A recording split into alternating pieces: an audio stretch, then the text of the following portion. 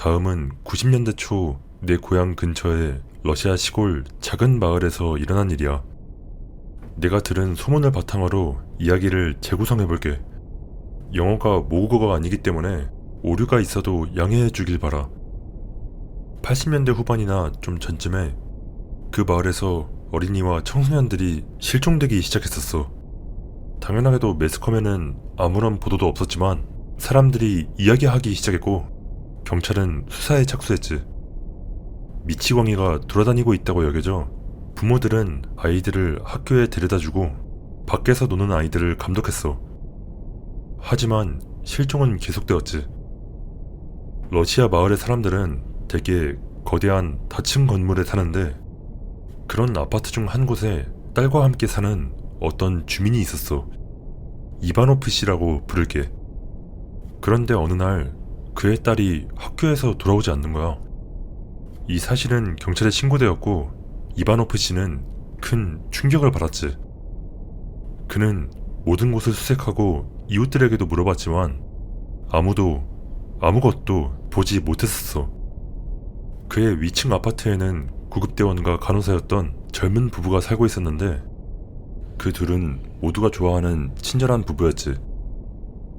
딸이 실종된 지 약 일주일 후 이바노프 씨는 위층 아파트에서 나는 소리를 듣게 돼. 마치 동물의 울음소리 같았지. 이 소리는 그 다음 달 동안 간헐적으로 계속되었어. 이웃들이 구급대원에게 불평하자 그는 강아지 한 마리를 얻어온 게 짖는 거라면서 훈련시키는 중이라 곧 조용해질 거라고 대답했지. 한편 모스크바에서 KGB 전문가들이 수사를 돕기 위해 파견되었어. 이건 치카틸로가 잡힌 이후였기 때문에 그들은 사이코들을 상대하는 데에 대한 경험이 있었지. 숲에서 아이들의 토막난 시체 몇 구가 발견되었고 경찰과 군은 학교와 기타 공공장소 주변에서 잠복 순찰을 시작했어. 그러다 순찰대 중 한 명이 학교 근처에 주차된 차량에 여성이 운전석에 앉아있는 것을 발견했는데 경찰관들이 차에 다가가 여성에게 신분증을 요구하자 갑자기 그녀는 고속으로 차를 몰고 달아났어. 경찰관들은 차를 추격했고 그녀의 차가 전신주에 부딪히는 것을 보게 되었지. 그 여자는 심하게 다쳤고 트렁크를 열어본 경찰관들은 의식을 잃은 아이가 그곳에 누워있는 것을 발견했어. 신분증을 확인한 후 경찰은 그 여자의 주소를 알아냈는데 우연찮게도 그 주소는 딸이 실종된 이바노프 씨의 위층이었고 그 여자의 집 현관문에 접근한 경찰들은 앞서 언급한 비명소리를 들었어. 경찰이 노크하자 구급대원이 문을 열어주었고 구급대원을 결박한 후 경찰은 아파트를 수색했지.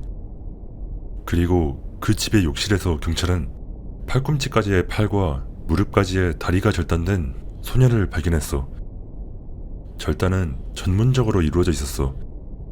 붕대가 감겨 있었고 감염도 없었으며 혀가 제거된 채 목에 목줄이 채여서 욕조 안에 들어가 있었지. 여자애는 사지를 마구 휘두르며 비명소리를 내고 있었어.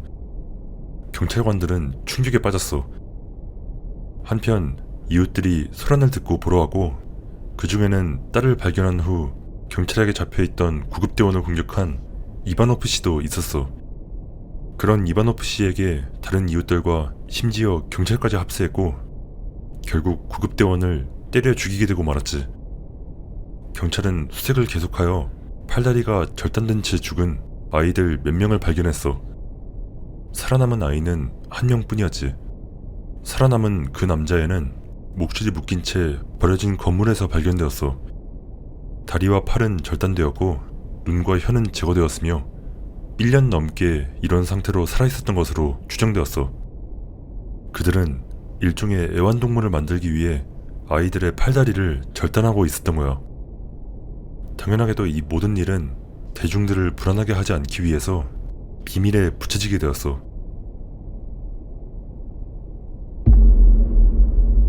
고릴라, 고릴라, 고릴라.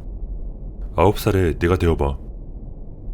엄마가 아빠와 이혼했기 때문에 1995년 여름 동안 아빠와 함께 살고 있는 중.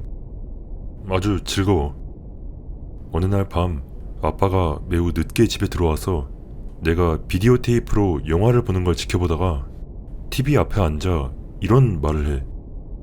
아이고, 우리 이쁜 고릴라 아기 좀 봐. 넌 고릴라 아기야. 완전히 희번뜩한 눈으로 입술을 끊임없이 씹으며 고릴라, 고릴라, 고릴라 라고 속삭여. 나는 약간 불안해져. 아빠는 웃으며 뛰어다니기 시작했고 냉장고에서 바나나를 꺼내더니 나를 일으켜 세워 소파에 세우곤 내 손에 바나나를 쥐어줘. 숨 넘어갈 듯 웃으며 나에게 바나나와 함께 포즈를 취해달라고, 바나나를 머리 위로 들어올려달라고, 아니면 마치 아이를 달래듯이 안으라고 말해. 우리 귀여운 아기 고릴라, 아기 고릴라 너무 귀엽다. 고릴라, 고릴라. 난 상당히 겁을 먹었어. 왜냐하면 그건 정상이 아니었으니까. 난 방으로 가기 위해 핑계를 대기 시작해. 아빠가 떠나려던 나를 붙잡아 완전히 차가워진 표정과 시선으로 마치 지금부터 나를 죽이려는 것처럼. 아빠는 내 얼굴을 때리고 꼬집기 시작해. 그런 다음 아주 친근하고 차분한 목소리로 말해. 가지마, 고릴라 아가야. 고릴라는 사람 방에 들어갈 수 없어. 아기 고릴라는 아빠 고릴라랑 같이 있어야 해. 그 후 2시간 동안 나는 울면서 아빠의 명령에 복종했어. 나한테 춤을 추고 바나나를 먹고 가슴을 두드리고 폴짝폴짝 뛰어다니라고 했고, 난 겁에 질렸지만 더 맞을까봐 무서워 시키는 대로 전부 해. 바나나를 잡고 웃기 웃기 소리를 내며 의자에서 의자로 뛰어다니게 해. 오믈렛 좀 만들어줘, 고릴라 아가야. 아빠 고릴라는 오믈렛이 먹고 싶어. 욱욱욱. 오믈렛을 만들어줬고 아빠는 절반을 먹더니 의자에 앉아 잠이 들어. 집 전화로 달려가 엄마 집에 전화를 걸었지만 엄마는 전화를 받지 않았어. 아마 자고 있었겠지. 화장실 문을 잠그고 안에 틀어박혀. 아침이 되자 아빠는 용서해달라고 빌며 다시는 그런 짓 안 할 거라고 말해. 내가 16살이 되었을 때 아빠가 그날 밤 모종의 가루를 시도해봤었다고 했어. 정확히 뭐였는지 모르겠네. 아마 LSD나 DMT 같은 거였겠지. 지금은 웃으면서 이야기하지만 당시에는 매우 무서웠고 정신적 충격을 받았었어.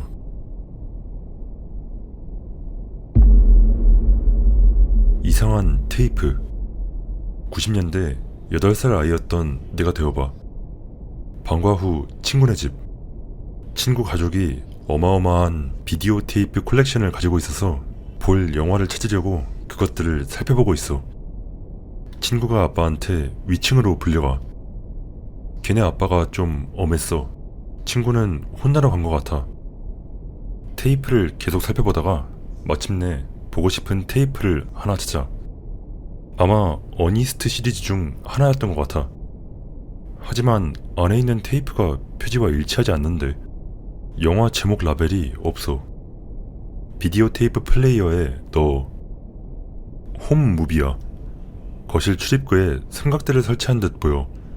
광각으로 방 전체가 보였거든. 친구네 아빠와 엄마가 서로 떨어져서 소파에 앉아있어. 친구와 그의 여동생은 각각 맞은편 의자에 앉아있어. 30초 동안 뭔가 일이 일어나기를 기다려보지만 아무 일도 일어나지 않아. 빨리 감기를 눌러봐. 친구네 가족은 말 그대로 그냥 거기에 앉아있어. 말도 안하고 움직이지도 않아. 뭔가 이상하고 엄청 잘못된 것 같은 기분이 들어. 친구가 내려오는 소리가 들려. 재빨리 테이프를 꺼내서 박스에 집어넣어. 친구한텐 단 한 번도 그거에 대해서 물어보지 않았어. 친구가 이사를 가. 난 가끔씩 이거에 대해서 생각해보곤 해.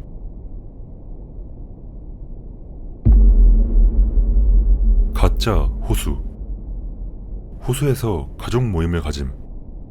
수영하기에 안전할 터였어. 모두가 수영과 낚시를 즐기며 즐거운 시간을 보내고 있어. 작은 부두에 올라가. 달려서 물속으로 뛰어들어. 큰 물보라. 나 좀 멋진 것 같아. 잠깐. 물 느낌이 이상해. 물이 이상해 보여. 온통 검고 이리저리 꿈틀거려. 마치 살아있는 것처럼. 살아있는 게 맞았어. 수면 바로 아래에 있던 뱀 무더기에 뛰어들었던 거야.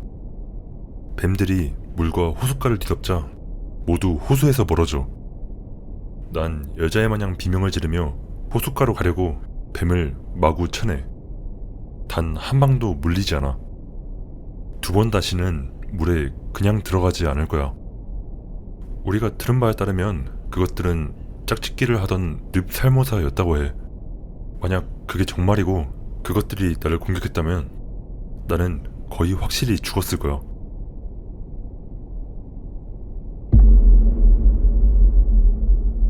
오줌이 아니었어. 15살의 나. 부모님이 방에서 약을 발견했다고 자정에 집에서 날 쫓아냈어. 내가 신경이라도 쓸까봐 배낭을 챙기고 침낭을 집어.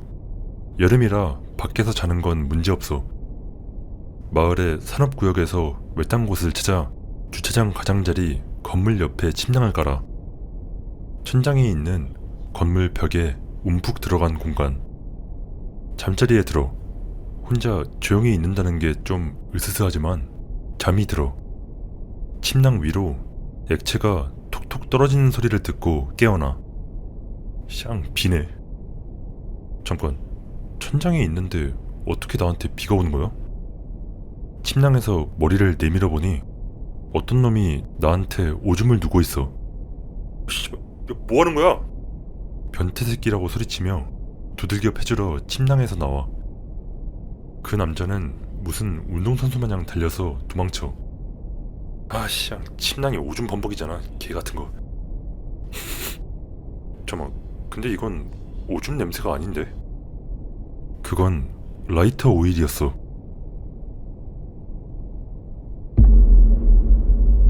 꿈속의 꿈. 안녕 안오느라. 잠은 잘 잤냐? 난 꿈을 꾸는 꿈을 꿨어. 그 꿈에서 일종의 다큐멘터리를 보고 있었는데 내용은 다음과 같았어. 꿈을 꿀 때 상상의 시야는 세 부분으로 나뉩니다. 좌측 시야, 우측 시야, 그리고 중앙 시야. 이러한 시야는 뇌에서 다르게 인식되죠. 좌측 시야와 우측 시야는 일종의 배경 역할을 합니다. 예를 들어 꿈에 숲이 나온다면 시야 가장자리에 희미한 나무 이미지가 보일 것입니다. 중앙 시야는 꿈의 주제, 집중하고 있는 내용, 그리고 내가 가장 많이 처리해야 하는 내용을 담고 있기 때문에 단연 가장 중요합니다. 중앙 시야는 언제나 잠들 때 제일 늦게 나타나고 깨어날 때 가장 먼저 사라집니다. 이는 깨어나는 과정에서 매우 중요하죠. 꿈을 꾸는 동안에 당신은 이 시야를 실제로 인식하지는 못하며 당신의 뇌는 잠재의식적으로 시야를 처리하고 시야가 그곳에 있는 것을 당연하게 여깁니다. 하지만 때로는 시야 중 하나가 존재하지 않을 수도 있는데 결국 대부분의 경우 세 가지 시야를 모두 형성하게 됩니다. 결과적으로 유쾌할 수도 불쾌할 수도 있는 대체로 정상적인 꿈을 꾸게 되죠. 그러나 그 중에는 작은 확률로 당신의 옆 시야가 형성되지 않을 수도 있습니다. 당신이 꿈을 꾸는 동안 당신의 뇌는 무언가 잘못되었다는 것을 알지만 무엇인지 알아내지 못하고 결과적으로 꿈 전체에 걸쳐 불안감을 느끼고 스트레스를 받게 됩니다. 그것이 악몽을 유발하진 않습니다만 이 원초적인 불안감 때문에 정상적인 꿈이 더 슬프고 힘들어지는 거라고 보면 됩니다. 하지만 이게 일어날 수 있는 최악의 상황은 아닙니다. 절대 아니죠. 중앙 시야가 사라지면 정말 큰 문제가 발생하기 때문입니다. 이 일은 매우 드물게 발생합니다. 측면 시야가 사라지는 것보다 훨씬 드물죠. 당신의 뇌는 무슨 일이 일어나고 있는지 무엇을 해야 할지 모르게 됩니다.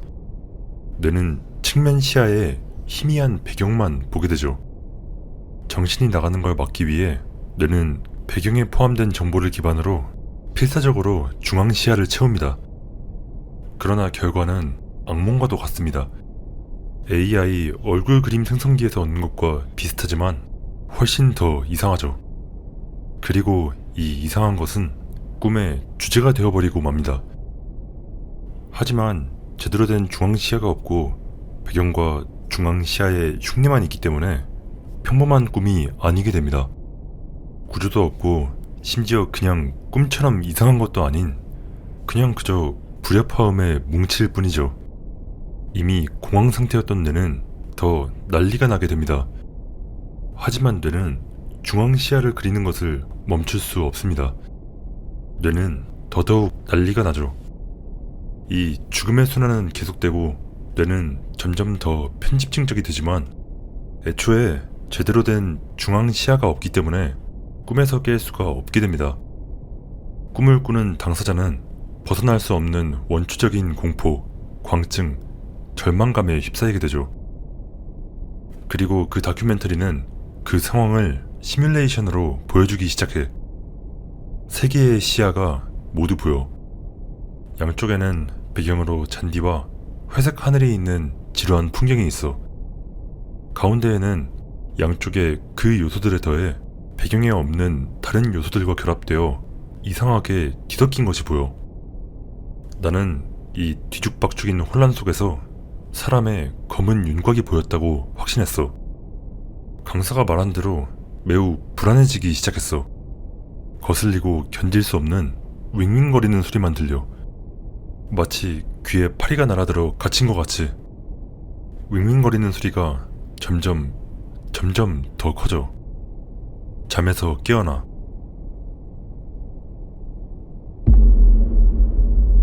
소리는 계속되었어. 안녕 엑스. 90년대 중반 러시아 북부의 똥통 마을에서 있었던 이야기 하나 들고 왔어. 소련의 붕괴와 함께 마을의 중추 공장이 문을 닫으면서 서서히 죽어가는 마을에 사는 중. 우리는 조그만 거리 깽단에 속해 있었는데 부모님들은 대부분 자식들에게 전혀 신경 쓰지 않았고 어떤 아이들은 잠잘 곳조차 없어서 우린 버려진 집 중 한 곳에 불법으로 눌러앉아 우리의 기지로 사용했었어.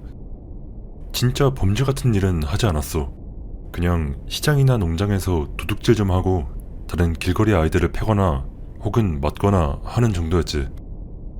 우리 중에는 막내가 하나 있었는데 7살이나 8살 정도였을까? 마침 우리 중 몇 명과 같은 아파트에 살았고 우리 집 바로 옆집이었지. 이름은 파샤였어. 그 애는 별로 쓸모가 없었어. 약하고 꽉말랐거든. 하지만 꽤 재밌고 항상 밝은 애였어. 우린 그 애를 약간 마스코트처럼 여기고 보호했었지. 그리고 그 애는 우연히 우리 가족의 이웃이자 동네에서 제일 가는 술꾼으로 여겨지는 어떤 할머니에게 입양되어 왔었어. 아이러니하지 않게도 난 그 할머니가 미친 마녀라고 생각했어. 항상 누더기를 걸치고 얼굴은 흑투성이에 헛소리를 중얼거리는 데다 직업도 없고 파샤 외에는 친척이나 친구도 없었거든. 그 할머니는 그 애를 학대하고 있었고 우리 모두 알고 있었어. 파샤는 보통 멍이 들어 있었지만 그에 대해서 이야기를 하고 싶어 하지 않아 했었지. 그 가족은 개판이었지만 어쨌든 그 당시에는 그것보다 더한 꼴도 볼 수 있었으니까. 우리 집과 걔네 집은 공유하는 벽이 하나 있었는데 그 애가 어둠을 무서워해서 라기보단 대체로 그 엄마를 무서워했던 것 같지만 그래서 우리는 작은 루틴을 만들었어. 파샤가 벽을 3번 두드리면 나도 두드리는 걸로 대답해서 모든 게 괜찮다는 걸 알리는 거였지. 어느 날 파샤가 우리 기지에 오지 않았고 그 후 며칠 동안도 나타나지 않았어. 하지만 매일 밤 10시쯤 걔가 벽을 두드리는 소리가 들렸고 나도 두드려서 대답해 주었어. 그 빌어먹을 마녀 때문에 파샤를 보러 가는 게 좀 불편했고 아마 친구들도 같은 심정이었던 것 같아. 우린 그 문제에 대해 제대로 이야기해본 적이 없었어. 어느 날 마음을 다잡고 나는 파샤네 집 초인종을 눌렀어. 아무도 문을 열지 않았지만 누군가 문 구멍 근처에 서 있었던 건 확실했어. 어느 순간 어두워졌거든. 누군가 안에서 나를 지켜보고 있었던 거야. 그리고 그 다음으론 냄새였어. 뭐 나중에야 기억해냈지만 동네 시장에 정육점 냄새 같았어. 거기선 항상 무언가 썩은 냄새가 났거든. 하지만 나는 별로 신경 쓰지 않았어. 냄새가 정말 희미했고 주정뱅이의 집에서 음식이 썩고 있다는 건 뭐 놀라운 일도 아니니까. 일주일 후 그 악취는 훨씬 더 강해져서 우리 집에서도 맡을 수 있게 되었어. 그때쯤 아빠가 낌새를 눈치채고 경찰에 신고했지. 하루가 끝날 무렵 지붕에 호루가 달린 급조 구급차와 경찰차가 현관 근처에 있는 것을 보았어. 캔버스 천으로 된 호루 아래에 있던 건 바로 파샤의 시체였지. 그 마녀가 파샤의 얼굴을 몇 번씩이나 찔렀던 거야.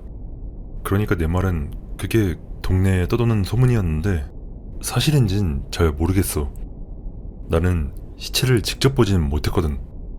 그러고는 죽은 줄 알고 버려두었고 짐작컨대 마을을 떠난 거지. 내가 아는 한 그 여자는 결코 발견되지 않았어. 그리고 이 모든 일이 일어났던 동안 내내 벽 두드리는 소리는 계속되어 왔었지. 그게 파샤의 미친 엄마였는지 아니면 죽어가는 파샤가 도움을 요청하는 소리였던 건진 아직도 잘 모르겠어.